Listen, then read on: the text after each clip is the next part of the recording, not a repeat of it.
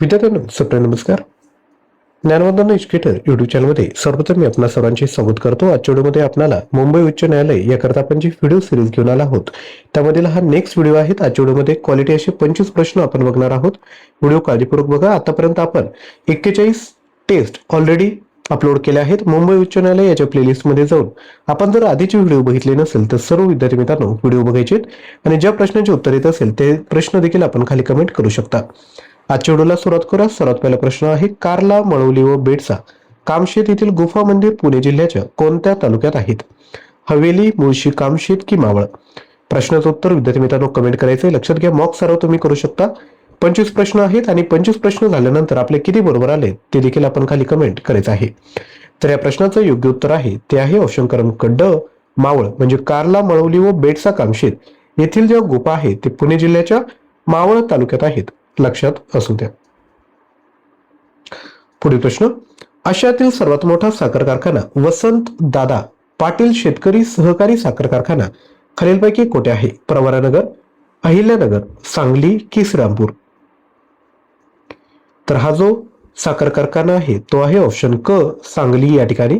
जर आणि आपण अहिल्यानगर जिल्ह्यातील असाल तर आपल्याला माहित असेल कोपरगाव या ठिकाणी कोल्हे शंकरराव कोल्हे यांचा सहकारी साखर कारखाना आहे. कोळपेवाडी या ठिकाणी शंकरराव काळे यांचा कारखाना आहे. आणि जर आपण अहिल्यानगर जिल्ह्यातील असाल तर खाली कमेंट करा. पुढे बघूयात क्वेश्चन क्रमांक 3, खालीलपैकी कोणत्या खनिजाच्या उत्पादनात महाराष्ट्र देशात आघाडीवर आहेत? व्हेरी व्हेरी इम्पॉर्टंट प्रश्न. खूप साऱ्या परीक्षेत हा ऑलरेडी प्रश्न विचारण्यात आला आहे. अभ्रक, कोळसा, कायनाइट की लिग्नाइट? तर कोणत्या खनिजाच्या उत्पादनात महाराष्ट्र देशात आघाडीवर आहे? महाराष्ट्राला किती किलोमीटर लांबीचा समुद्र किनारा लागला? 720 किलोमीटरचा. महाराष्ट्राचे सध्याचे सीएम कोण आहेत? देवेंद्र फडणवीस. महाराष्ट्राचे सध्याचे राज्यपाल कोण आहेत? आचार्य देवव्रत. महाराष्ट्रात एकूण तालुके आणि जिल्हे किती? तर एकूण जिल्हे आहेत 36. तसेच एकूण तालुके किती? खाली कमेंट करा. तुमच्यासाठी आजचा पहिला होमवर्क आहे. तर कोणत्या खनिजाच्या बाबतीत महाराष्ट्र देशात आघाडीवर आहे? तर तो आहे ऑप्शन क, कायनाइट. यानंतर पुढील प्रश्न, गडचिरोली जिल्ह्यात खालीलपैकी कोठे लोखंडाचे साठे आढळतात? देवगाव, रेड्डी, सावनेर की तुमसर? सांगा, गडचिरोली जिल्ह्यात खालीलपैकी कोठे लोखंडाचे साठे आढळतात? तर ते आढळतात ऑप्शन ए, देवगाव या ठिकाणी. पुढील प्रश्न बघूयात. मध्य रेल्वेने, आणि लक्षात घ्या आता आपण ऑलरेडी वरचा प्रश्न बघितलाय तर तो कोणता प्रश्न होता? तर गडचिरोली. तसेच आता एक नवीन राज्य आहे, त्यांनी आता अशी घोषणा केली की त्या ठिकाणी नक्षलवादी मुक्त तो जिल्हा झालाय. तर तो कोणता आहे? तर ते राज्य कोणतं आहे? तर ते आहे बिहार राज्य. त्यांनी आता नुकतीच घोषणा केली की त्यांच्या ठिकाणी आता बंदुका घेऊन किंवा कोणतेही शस्त्र घेऊन नक्षलवादी त्या ठिकाणी नाही, अशी त्यांनी घोषणा केली बिहारनी. बिहारची जी कॅपिटल आहे ती आहे पटना आणि त्यांचे जे मुख्यमंत्री आहेत ते आहेत नितीश कुमार. पुढील प्रश्न, मध्य रेल्वेने मुंबईहून दिल्लीला जाताना लागणारे राज्यातील सर्वात शेवटचे जंक्शन कोणते? मनमाड, भुसावळ, नागपूर की चंद्रपूर? तर मध्य रेल्वेने मुंबईहून दिल्लीला तुम्ही जेव्हा जाता, मुंबईवरून निघतात, तर शेवटचं महाराष्ट्रातील जंक्शन कोणतं आहे? तर ते आहे ऑप्शन क्रमांक ब, भुसावळ. आणि महाराष्ट्र एक्सप्रेस कोठून कोठे धावते असा देखील परीक्षेत प्रश्न विचारला जातो. तर ती कोणत्या 2 स्टेशनमध्ये धावते? तर कोल्हापूर आणि गोंदिया या 2 स्टेशनमध्ये धावते. पुढील प्रश्न आहे, रामटेक व सानो येथे मॅग्नीजच्या खाणी आहेत. ही स्थळे खालीलपैकी कोणत्या जिल्ह्यात मोडतात? भंडारा, चंद्रपूर, गडचिरोली की नागपूर? तर लक्षात घ्या, हे नागपूर या ठिकाणी मोडतात. आणि रामटेक या ठिकाणी रामाचं मंदिर देखील आहे. पुढील प्रश्न, खालीलपैकी कोणत्या जिल्ह्यात चुनखडीच्या खाणी मोठ्या प्रमाणावर आहेत? यवतमाळ, रत्नागिरी, नागपूर की चंद्रपूर? तर कोणता जिल्हा आहे ज्यामध्ये चुनखडीच्या खाणी तुम्हाला मोठ्या प्रमाणावर आढळतात? तर याचं जे राईट आन्सर आहे ते आहे ऑप्शन क्रमांक ड, चंद्रपूर. आणि चंद्रपूर या ठिकाणी कोणतं राष्ट्रीय उद्यान आहे? तर ताडोबा राष्ट्रीय उद्यान आहे, हे देखील लक्षात ठेवायचे. रत्नागिरीमध्ये गणपतीपुळे हे एक गणपतीचं मंदिर आहे. त्या ठिकाणी रत्नागिरी आंब्यासाठी प्रसिद्ध आहे. तर सिंधुदुर्ग हे काजूसाठी प्रसिद्ध आहे. आणि सिंधुदुर्गामधील आंबोली हे जे ठिकाण आहे त्यामध्ये सर्वाधिक पाऊस पडतो. या गोष्टी लक्षात असू द्या. पुढील प्रश्न बघूयात. काजूच्या उत्पादनात अग्रेसर असलेली मालवण, गुल, सावंतवाडी ही ठिकाणे कोणत्या जिल्ह्यात आहे? ऑलरेडी मी तुम्हाला उत्तर सांगितले, तर कोणत्या? सिंधुदुर्ग. आणि असं कोणता जिल्हा आहे ज्यामध्ये स्त्री पुरुष गुणोत्तर जास्त आहे? तर तो जे जिल्हा आहे तो आहे रत्नागिरी. आणि रत्नागिरी हा 100% साक्षर जिल्हा आहे, ही देखील गोष्ट लक्षात ठेवायची. आणि रत्नागिरीचे सध्याचे पालकमंत्री कोण? कमेंट करा. बरोबर, सांगून देतो, उदय सामंत हे आहेत. आणि त्यांच्याकडे आता कोणतं खातं आहे? उदय सामंत हे जे मंत्री आहेत त्यांकडे आता कोणतं खातं दिले? कमेंट करा. पुढील प्रश्न, खालीलपैकी कोणत्या गटातील जिल्हे तंबाखूच्या उत्पादनात अग्रेसर आहेत? पुणे, अहिल्यानगर, नाशिक, अहिल्यानगर, सोलापूर, कोल्हापूर, सांगली, सातारा, नाशिक, जळगाव. तर याचं जे राईट आन्सर आहे ते आहे ऑप्शन क, कोल्हापूर, सांगली, सातारा. आणि कोल्हापूर या ठिकाणी अंबादेवीचं मंदिर आहे. तसेच सातारामध्ये जर तुम्हाला थंड हवेचं ठिकाण येत असेल सातारा जिल्ह्यातील, तर कमेंट करा. सातारा जिल्ह्यात कोणतं थंड हवेचं ठिकाण आहे? पुढील प्रश्न बघायचा आहे, क्वेश्चन क्रमांक 10. आणि लक्षात घ्या, जेवढे मी तुम्हाला प्रश्न विचारतोय ना, ज्यांना उत्तर येत असेल त्यांनी कमेंट करा, आणि ज्यांना उत्तर येत नाही त्यांनी खाली कमेंटमध्ये जाऊन त्या प्रश्नाची उत्तरे एकदा बघून घ्यायची. पुढील प्रश्न आहे, वेण्णा व कोयना या कृष्णा नदीच्या उपनद्या सातारा जिल्ह्यात महाबळेश्वर जवळ उगम पावतात. खालीलपैकी कोणत्या जिल्ह्यात त्या कृष्णा नदीस मिळतात? आणि कृष्णा नदीचा उगम कुठे होतो? तर तो होतो महाबळेश्वरला. गोदावरी नदीचा उगम कुठे होतो? त्र्यंबकेश्वर या ठिकाणी. आणि कोणत्या पर्वतावर होतो? कमेंट करा. जे नाशिक जिल्ह्यातील आहात तर तुम्हाला उत्तर यायला हवं की गोदावरी नदीचा उगम कोणत्या डोंगरावर किंवा पर्वतावर होतो? कमेंट करा. तर याचं जे राईट आन्सर असणार आहे ते आहे ऑप्शन क्रमांक अ, सातारा. आणि विद्यार्थी मित्रांनो, नुकताच नाशिक महानगरपालिकेचा पेपर झालाय, त्यामध्ये चालू घडामोडी या टॉपिकवर खूप सारे प्रश्न विचारण्यात आले होते. सामान्य ज्ञान जर उघडून बघितलं तर भूगोलवर 1 ते 2 प्रश्न असतील आणि चालू घडामोडीवर 5 ते 6 प्रश्न होते. आणि जे प्रश्न विचारले गेले ते 2025 या आर्थिक वर्षातले होते. त्यामुळे ते प्रश्न जे आहेत ते तुम्ही एकदा डोळ्याखालून घाला. आपलं जे युट्यूब चॅनल आहे डेली करंट अफेअर, त्या चॅनलवर गेल्यानंतर करंट अफेअर 2025 ही जी प्लेलिस्ट आहे ती तुम्ही एकदा उघडून बघा आणि सर्व जे प्रश्न आहेत ते एकदा डोळ्याखालून घाला, म्हणजे तुम्हाला परीक्षेत प्रॉब्लेम येणार नाही. पुढील प्रश्न आहे, महाराष्ट्राची सीमा एकूण 6 राज्यांना भिडलेली आहे. खालीलपैकी कोणत्या राज्याचा या 6 राज्यांमध्ये समावेश होत नाही? असे प्रश्न म्हणजे काय? जेव्हा मी डेली करंट अफेअरचे प्रश्न घेतो त्या ठिकाणी राज्य आलं की मी तुम्हाला मॅप दाखवतो. मॅप जर डेली बेसिसवर बघितला तर प्रश्न असे पाठ करायची गरजच पडत नाही, ते डायरेक्ट तोंडपाठ तुमचे प्रश्न होऊन जातात. ऑप्शन आहेत मध्य प्रदेश, तेलंगणा, गुजरात की आंध्र प्रदेश. तर याचं जे योग्य उत्तर आहे ते आहे ऑप्शन ड, आंध्र प्रदेश. जेव्हा आंध्र प्रदेश आणि तेलंगणा हे दोन्ही काय म्हणता येईल की सेपरेट झालेले नव्हते तोपर्यंत आंध्र प्रदेशची सीमा तर लागलेली होती, परंतु ह्या दोघांचं जेव्हा विभाजन झालं तेव्हा तेलंगणा वरती आलं महाराष्ट्राच्या जवळ आणि आंध्र प्रदेश खाली राहिलं. त्यामुळे तेलंगणाची सीमा महाराष्ट्राला लागली, परंतु आंध्र प्रदेशची सीमा महाराष्ट्र राज्याला लागलेली नाही. तेलंगणा कॅपिटल आहे हैदराबाद, गुजरातची कॅपिटल आहे गांधीनगर. खूप सारे विद्यार्थी अहमदाबादमध्ये कन्फ्युज होतात. तर गुजरातची कॅपिटल आहे गांधीनगर, अहमदाबाद नाही. मध्य प्रदेशची जी कॅपिटल आहे ती आहे भोपाळ. या गोष्टी लक्षात राहू द्या. आणि जर तुम्हाला ह्या 4ही राज्यांचे सीएम येत असतील, मुख्यमंत्री येत असेल तर खाली कमेंट करा. बघूयात किती विद्यार्थी चालू घडामोडींचा अभ्यास करतात. कमेंट करा. पुढील प्रश्न आहे, खालीलपैकी कोणते क्षेत्र गोदावरी नदीकाठी वसलेलं नाही? नांदेड, पैठण, नाशिक की पंढरपूर? तर मला एक सांगा, पंढरपूरला जर तुम्ही गेले तर चंद्रभागा तिरी पंढरपूर आहे. बरोबर. चंद्रभागा कोणत्या नदीची किंवा कोणती नदी जिला चंद्रभागा नावाने ओळखलं जातं? कमेंट करा. तर याचं जे राईट आन्सर आहे ते आहे पंढरपूर. हे काही क्षेत्र गोदावरी नदीकाठी वसलेलं नाही, परंतु नांदेड, पैठण आणि नाशिक ही जी आहेत ते गोदावरी नदीकाठी. आणि पैठण या ठिकाणी एक मोठं धरण आहे, जायकवाडी धरण आहे, आणि त्याला जे नाव दिलेलं आहे ते आहे नाथसागर या नावाने ते धरण ओळखलं जातं. नाशिकमध्ये मातीचं पहिलं धरण आहे आणि ते धरण कोणतं? तर गंगापूर. पुढील प्रश्न बघूयात.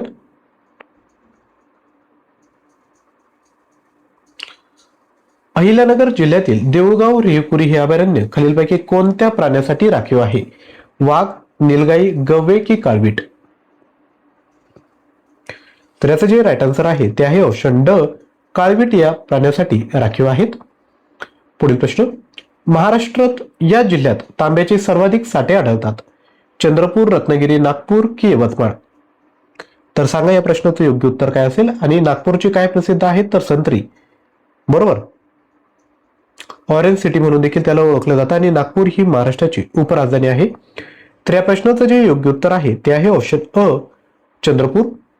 पुढील प्रश्न बघूयात.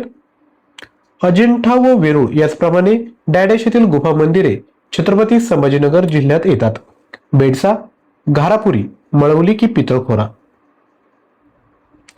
तर याचं जे योग्य उत्तर आहे ते आहे ऑप्शन ड, पितळखोरा. अजिंठा, वेरूळ आणि पितळखोरा या गुफा मंदिरे छत्रपती संभाजीनगर जिल्ह्यात येतात. पुढील प्रश्न बघूयात. आणि तुमच्यासाठी आता छत्रपती संभाजीनगर आलाय, तर जो औरंगजेब होता त्याची जी कबर आहे ती कोणत्या ठिकाणी, कमेंट करा बघू. दौलताबाद, खुलताबाद, छत्रपती संभाजीनगर की कोणत्या ठिकाणी, कमेंट करा. पुढील प्रश्न. कोल्हापूर, रत्नागिरी, रायगड या तिन्ही जिल्ह्यात खालीलपैकी कोणत्या खनिजाचे साठे आहेत? चुनखडी, कोळसा, लोखंड की बॉक्साईट. तर कोल्हापुरी, रत्नागिरी आणि रायगड या तिन्ही जिल्ह्यात बॉक्साईटच्या खनिजाचे साठे आहेत. पुढील प्रश्न बघूयात. भिवंडी व मालेगाव या व्यतिरिक्त राज्यात डॅडॅश येथेही हातमागाचा उद्योग मोठ्या प्रमाणावर चालतो. पुणे, इचलकरंजी, साबळी की एकुडी. तर या ठिकाणी महानगरपालिका आता नव्याने स्थापन झाली. तर याचं योग्य उत्तर काय असायला पाहिजे? तर ते आहे ऑप्शन क्रमांक ब, इचलकरंजी. पुढील प्रश्न बघूयात. मुख्यत्वे 1961च्या जल प्रलयामुळे प्रकाश झोतत आलेले पुणे जिल्ह्यातील पानशेत हे मातीचे धरण खालीलपैकी कोणत्या नदीवर बांधण्यात आलेले आहे? नद्या, त्याच्या उपनद्या कोणत्या समुद्राला जाऊन मिळतात, त्याच्यावर असलेली धरणे, हे तुमच्यासाठी चांगले प्रश्न आहे, ते लक्षात ठेवायचे. तसेच पुणे जिल्हा आलाय, तर पुणे जिल्ह्यामध्ये अष्टविनायक आहे. अष्टविनायकांपैकी 5 स्थाने पुणे जिल्ह्यात येतात. त्यांची नावे आपल्या लक्षात पाहिजे. जर आपल्याला 5 नावे येत असेल तर खाली कमेंट करा. तर या प्रश्नाचं उत्तर पहिल्यांदा बघूयात. तर ते आहे ऑप्शन क्रमांक ब, आंबी. दैनंदिन चालू घडामोडी सराव करण्यासाठी daily current affair YouTube channel आहे, त्याला तुम्ही सबस्क्राईब करायचे. त्याची लिंक मी डिस्क्रिप्शन बॉक्समध्ये देतोय. लगेचच सबस्क्राईब करा. डेली सकाळी 6 वाजता प्रश्न येतात अधिकच्या माहितीसह. पुढील प्रश्न. मुंबई शहरास पाणी पुरवठा करणारी तानसा व तरणा, मोडक सागर ही जलाशय कोणत्या जिल्ह्यात आहे? मुंबई उपनगर, मुंबई शहर, रायगड की ठाणे. तर सांगा कोणत्या जिल्ह्यात येतात? योग्य उत्तर आहे ऑप्शन ड, ठाणे. आणि जे आपले उपमुख्यमंत्री आहेत एकनाथ शिंदे, हे ठाणेच जिल्ह्यातून निवडून येतात, लक्षात असू द्या. आणि सर्वात लहान जिल्हा कोणता? तर तो आहे मुंबई शहर. ही जे आहे तो सर्वात मोठा जिल्हा आहे, लक्षात ठेवायचे. पुढील प्रश्न. लोह व जस्त यांचे प्रमाण अधिक असणारी ही माती रत्नागिरी, कोल्हापूर व सांगली जिल्ह्यात आढळते. रेगूर, जांभी, बेसॉल्ट की सिलिका. तर सांगा योग्य उत्तर काय असेल? तर ते आहे ऑप्शन क्रमांक ब, जांभी मृदा. पुढील प्रश्न बघूयात. महाराष्ट्राच्या या स्वाभाविक विभागातून वाहणाऱ्या नद्या तुलनात्मक दृष्ट्या कमी लांबीच्या आहेत. पठार, कोकण, विदर्भ की मराठवाडा. तर लक्षात घ्या, आता हे जे कोकण आहे, लक्षात घ्या, कोकण छोट आहे आणि त्याला समुद्र किनारा लागलाय, बरोबर. मग जर आपण मॅप जर बघितला तर महाराष्ट्राचा मॅप जर बघितला तर या ठिकाणी अरबी समुद्र आहे, कोकण आहे या ठिकाणी. मग ह्या ज्या नद्या आहेत त्यात पश्चिम वाहिनी नद्या आहेत, त्यात लगेच जाऊन काय अरबी समुद्राला जाऊन मिळणार आहे, म्हणजे त्यांची लांबी कमी, बरोबर, परंतु त्यांची खोली जास्त असते, लक्षात ठेवायचे. आणि कोकणामध्ये कोकण हे उत्तरेमध्ये डहाणूपर्यंत आणि दक्षिणेपर्यंत तेरेखोलची जी खाडी आहे तिथपर्यंत पसरले, लक्षात ठेवायचे. पुढील प्रश्न बघूयात. राज्यात सह्य पर्वतरांगेस लागून असलेल्या पूर्वेकडील प्रदेशास काय म्हणून ओळखले जाते? ऑप्शन आहेत कोकण किनारपट्टी, पर्जन्य छायेचा प्रदेश, दुष्काळी प्रदेश की पर्जन्यहीन प्रदेश. तर लक्षात घ्या, आता जर तुम्ही पर्वतरांग बघितली, बरोबर, त्याच्या पश्चिमेकडे काय हो? पाऊस. आता सपोज या साईडला काय आहे? समुद्र आहे असा, बरोबर. आता दिशा माहित पाहिजे तुम्हाला. सपोज महाराष्ट्राचा मॅप समजून घ्या अशा पद्धतीने. वरती उत्तर आहे, या साईडला पूर्व आहे, या साईडला पश्चिम आहे, बरोबर. सपोज या ठिकाणी जर तुम्ही सह्य पर्वतरांग जर कॅल्क्युलेट केली तर या ठिकाणी समुद्र आहे, समुद्राकडून काय होईल? बाष्पीभवन होईल, त्याचे ढग तयार होतील आणि पाऊस या साईडला पडणार आहे पश्चिमेला. आणि पूर्वेकडील जो प्रदेश असेल तिथे पाऊस पडेल का? नाही. तर जो पूर्वेकडील प्रदेश जो असेल त्याला आपण काय म्हणू? पर्जन्य छायेचा प्रदेश असे त्याला म्हणू, लक्षात राहू द्या. पुढील प्रश्न. सिंधुदुर्ग जिल्ह्यातील महाराष्ट्रातील सर्वाधिक पावसाचे ठिकाण कोणते? पाचगणी, माथेरान, आंबोली की श्रीवर्धन. व्हिडिओमध्ये ऑलरेडी टॉपला मी ऑलरेडी माहिती सांगितली की सिंधुदुर्ग जिल्ह्यातील हे ठिकाणी त्या ठिकाणी सर्वाधिक पाऊस पडतो. हा तुमचा होमवर्क असणार आहे. प्रश्नाचं उत्तर खाली कमेंट करायचं आहे. पुढील प्रश्न, कोयना प्रकल्पाचाच एक भाग असलेली पोकळी ही जलविद्युत केंद्र कोठे मोडते? नागेरी, सिंधुदुर्ग, सातारा की पगड? याचं योग्य उत्तर आहे ऑप्शन अ, नागेरी. पुढील प्रश्न, जवाहरनगर, भंडारा व वाडी ही ठिकाण खालीलपैकी कशासाठी प्रसिद्ध आहेत? कागद उत्पादन, संरक्षण साहित्य निर्मिती, कापड गिरण्या की मॅग्नीज शुद्धीकरण कारखाने? तर जवाहरनगर, भंडारा व वाडीनगर ही ठिकाणे जी आहेत ती संरक्षण साहित्य निर्मितीसाठी प्रसिद्ध आहेत. आणि तुम्हाला जेवढेही होमवर्क म्हणून प्रश्न मी तुम्हाला दिलेत त्या सर्वांची उत्तरे खाली कमेंट करायची. चुकले तरी हरकत नाही, प्रयत्न करा. लक्षात घ्या, तुम्ही जर असंच प्रयत्न केले तर परीक्षेत देखील जेव्हा तुम्हाला उत्तर येत नाही आणि त्या ठिकाणी गेस करायचंय, तुमचा गेसचा अंदाज तरी त्या ठिकाणी बरोबर येईल. बघायचंय आपण की गेस करून उत्तर बरोबर येतं की नाही हे तुम्हाला कळेल. मुंबई उच्च न्यायालयाची तयारी करताय, लिपिक, शिपाई, हमाल चालक कशासाठी जरी फॉर्म भरला असेल तर 15,000 प्रश्न, 300 plus online test. Original price आहे 299, परंतु ऑफरमध्ये फक्त तुम्हाला 240 रुपयामध्ये मिळणार आहे.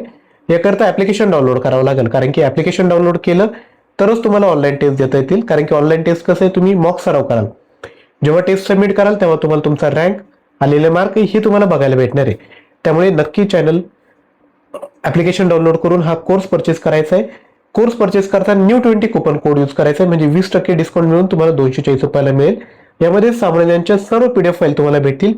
अपडेटेड चालू घडामोडी देईल, सर्व प्रश्नपत्रिका फुल लेंथ टेस्ट देईल, TCS IBPS परीक्षेत विचारलेले प्रश्न, संगणक प्रश्न, मराठी व्याकरण, नोट्स, इंग्लिश ग्रामर, ऍप्टिट्यूड, वाहनांची देखभाल दुरुस्ती, जिल्हा विशेष हे सर्व तुम्हाला या कोर्समध्ये मिळणार आहे.